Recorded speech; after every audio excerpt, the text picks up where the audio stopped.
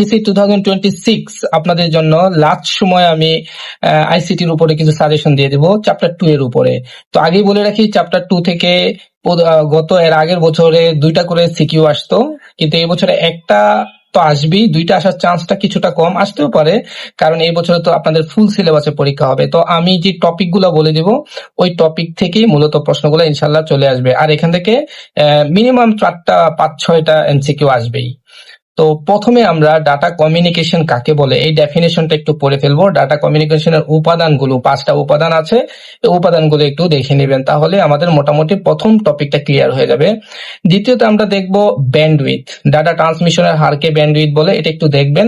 এই ব্যান্ডউইথে কিন্তু ম্যাথ আছে, ম্যাথে total data by real data এরকম একটা ম্যাথ আছে, ম্যাথটা একটু দেখবেন, মানে ব্যান্ডউইথ বের করার যে নিয়মটা। আর 3টা ব্যান্ড আছে, ন্যারো ব্যান্ড, বয়েজ ব্যান্ড, আর একটা হচ্ছে ব্রড ব্যান্ড। এগুলা লিমিটটা দেখবেন, কোনটার স্পিড কতটুকুর মধ্যে, এগুলো আপনারা জানেন, আমি শুধু ধরে দিচ্ছি। দেন আমরা চলে যাব ডাটা ট্রান্সমিশন মুডে। তো আপনাদের এখানে একটা কনসেপ্ট আমি ক্লিয়ার করে রাখি, এখান থেকে কিন্তু সিকিউ তৈরি হইতে পারে।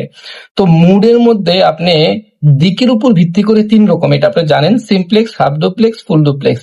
আরেকটা হচ্ছে বিতরণের উপর ভিত্তি করে, মানে আপনার ডাটাটা কয়জন পাবে, যদি একজন পায় এটাকে বলে ইউনিকাস্ট, যদি সবাই পায় এটাকে বলা হয় ব্রডকাস্ট, আর যদি স্পেসিফিক কিছু পার্সন পায় সেটাকে বলা হয় মাল্টিকাস্ট। এই কনসেপ্টটা একটু ক্লিয়ার রাখবেন, এখান থেকে কিন্তু প্রশ্ন আসার চান্স আছে। তো পরবর্তী টপিকে চলে যাব, সেটা হচ্ছে ডাটা ট্রান্সমিশন মেথড। আপনারা জানেন এসিনক্রোনাস, সিনক্রোনাস আর আইসোক্রোনাস। তো এই 3টার মধ্যে এসিনক্রোনাস সিনক্রোনাসের পার্থক্যটা একটু দেখবেন। এখানে আপনারা খেয়াল করবেন যে এসিনক্রোনাস সিনক্রোনাসের একটা কিন্তু ইফিসিয়েন্সি বের করতে হয়। হ্যাঁ, এটা equal to total data by real data, এরকম real data by total data into 100%।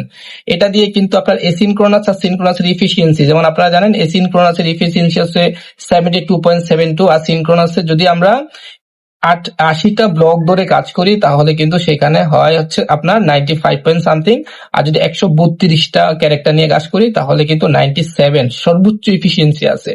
ঠিক আছে, এই দুইটার মধ্যে একটু পার্থক্যটা ভালো করে দেখবেন। আপনারা জানেন এসিনক্রোনাসে ক্যারেক্টার বাই ক্যারেক্টার ডাটা যায়, সিনক্রোনাসে ব্লক আকারে যায়, এগুলো আপনারা জানেন। একটু রিডিং পড়বেন, যেটা পার্থক্য দেখবেন, ম্যাথটা একটু দেখে ফেলবেন, তাহলে আপনি সেফ। আর এখানে লাস্টে যেটা ছিল আইসোক্রোনাস, এটা হচ্ছে রিয়েল টাইম কমিউনিকেশন ডাটা মেথডে ইউজ করা হয়। এই যে আমি আপনার সাথে রিয়েল টাইম যদি ভিডিও অনলাইনে যখন আমরা ক্লাস নেই তখন সেটাকে কিন্তু বলা হয় আইসোক্রোনাস, এটা রিয়েল টাইম কমিউনিকেশন। যদি এরকম বলে রিয়েল টাইম কমিউনিকেশনের জন্য কোন মেথড ইউজ করা হয় তখন ওটা কিন্তু আইসোক্রোনাস হয়। ঠিক আছে, এটার পরে আমরা চলে যাব পরবর্তী টপিক হচ্ছে ডাটা কমিউনিকেশনাল চ্যানেল বা মিডিয়াম। তো আপনারা জানেন 2টা ভাবে ডাটা কমিউনিকেশন হয়, একটা হচ্ছে ওয়্যার আর একটা হচ্ছে ওয়্যারলেস।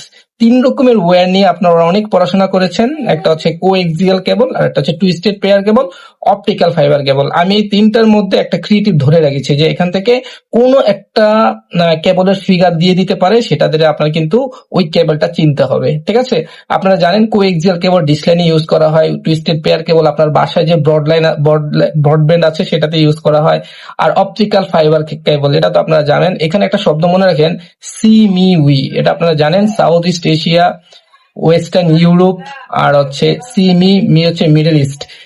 এই যে হচ্ছে আপনার এই অপটিক্যাল ফাইবার কেবলে এরকম একটা থিম দিয়ে কিন্তু প্রশ্নটা কিন্তু আসতে পারে। দেন আমরা ওয়্যারলেস চলে যাই, এখানে জানেন রেডিও ওয়েভ, মাইক্রোওয়েভ আর ইনফ্রারেড। তো এখান থেকে ক্রিয়েটিভ হওয়ার চান্স খুব কম। এখানে আপনি মাইক্রোওয়েভ আবার 2 রকমের আছে, হ্যাঁ, স্যাটেলাইট মাইক্রোওয়েভ আর একটা হচ্ছে টেরেস্ট্রিয়াল মাইক্রোওয়েভ। এখানে একটু পড়াশোনা করবেন। ঠিক আছে, স্যাটেলাইট মাইক্রোওয়েভ এর মধ্যে কিছু জিনিস আছে, ভেসেট, ভেরি স্মল অ্যাপারচার টার্মিনাল, এগুলো একটু রিডিং পড়লে কিন্তু এখান থেকে এমসিকিউ বা 2 নম্বরের প্রশ্ন আপনি পড়ে ফেলতে পারবেন। ঠিক আছে, আর এটা হলো ইউটিপি আর এসটিপি, আনশিল্ডেড টুইস্টেড পেয়ার কেবল আর শিল্ডেড টুইস্টেড পেয়ার কেবল। ওই টুইস্টেড পেয়ার কেবল নিয়ে যেটা বলা যায়, এখানে অনেক পড়াশোনা আছে, আপনারা একটু পড়লি আশা করি কেবল বা চ্যানেল থেকে এতটুকু মোটামুটি আপনাদের কভার হয়ে যাবে। তারপরে আপনারা আরেকটা টপিক হচ্ছে মোবাইল ফোনের জেনারেশন। এখানে 5টা জেনারেশন আছে, কোন জেনারেশনের কোন ক্যারেক্টারিস্টিক্স বিলং করে ওগুলো একটু দেখবেন। এটা একটু মেমোরাইজ টাইপের এই প্রশ্নটা, আপনারা একটু মেমোরাইজ করার ট্রাই করবেন, এখান থেকে কিন্তু প্রিভিয়াসে কোশ্চেন আসছে। ঠিক আছে, দেন আমরা চলে যাব হটস্পট। হটস্পট শুনলেই যেমন এটা কিন্তু হট একটা, মানে খুবই ইম্পর্টেন্ট একটা টপিক। হটস্পটের আপনি 3টা হটস্পট আছে, হ্যাঁ, একটা হচ্ছে ব্লুটুথ, আর একটা হচ্ছে ওয়াইফাই, আর একটা হচ্ছে ওয়াইম্যাক্স। এখানে আপনি এদের স্ট্যান্ডার্ড IEEE মানটা একটু মনে রাখার ট্রাই করবেন। ব্লুটুথের IEEE মান কত, তারপরে ওয়াইফাই এরটা কত, ওয়াইম্যাক্স এরটা কত, এগুলো আপনারা জানেন। তো এই মানটা ধরে আপনি কিন্তু একটু চেষ্টা করবেন। হটস্পট থেকে কিন্তু 3 স্টার ইম্পর্টেন্ট একটা প্রশ্ন আসতে পারে। দেন পরবর্তী টপিকে আমরা যাবেন নেটওয়ার্কিং। হ্যাঁ, নেটওয়ার্কিং কাকে বলে এটা একটু দেখবেন। তারপর হচ্ছে আপনার নেটওয়ার্কিং এর উদ্দেশ্য মনে রাখবেন। নেটওয়ার্কিং এর 3টা উদ্দেশ্য ছিল, একটা হচ্ছে হার্ডওয়্যার রিসোর্স শেয়ার, আর একটা হচ্ছে সফটওয়্যার রিসোর্স শেয়ার, আর লাস্টেরটা যেটা সেটা হচ্ছে ইনফরমেশন রিসোর্স শেয়ার। এটা একটু দেখবেন। আর এখানে নেটওয়ার্কিং এর টাইপটা দেখবেন, যেমন মালিকানার উপর 3 প্রকার, এটা আপনারা জানেন। যেটা বেশি ইম্পর্টেন্ট সেটা হচ্ছে আপনার নিয়ন্ত্রণ ও কাঠামোর উপর ভিত্তি করে নেটওয়ার্কিং এর কিন্তু 3 রকমের আছে, ঠিক আছে। একটা হচ্ছে পিয়ার টু পিয়ার, আর একটা হচ্ছে আপনার সেন্ট্রাল সার্ভার। এটার উপর বেস করে কিন্তু 2 রকমের হয়, একটা ডিস্ট্রিবিউটেড আর একটা সেন্ট্রালাইজ। এটা একটু দেখবেন। আর লাস্টেরটা হচ্ছে হাইব্রিড। এই যে আমি সেন্ট্রালাইজ আর ডিস্ট্রিবিউট বললাম না, এটা কিন্তু গত বছর একটা প্রশ্ন এখান থেকে আসছিল, ঠিক আছে। আর আপনার পরবর্তীতে চলে যাব নেটওয়ার্কিং ডিভাইস। এই নেটওয়ার্কিং ডিভাইস থেকে প্রশ্ন 1, 2 আর এমসিকিউ খুব বেশি আসার চান্স আছে। আর এখান থেকে ক্রিয়েটিভ হওয়ার চান্স একটু কম, তারপরে কোনো ডিভাইস দিয়ে বলে দিতে পারে। তো এখানে কোন কোন ডিভাইস গুলো বেশি ইম্পর্টেন্ট, আপনি মডেমটা একটু দেখবেন। মডেমের ফুল ফর্ম, মডুলেশন, যে ডিজিটাল কে অ্যানালগ করে, ডিমডুলেশন, অ্যানালগ কে ডিজিটাল করে, এটা একটু দেখবেন। দেন আপনি হাব আর সুইচ, ঠিক আছে, এটার মধ্যে পার্থক্য আসার চান্স আছে।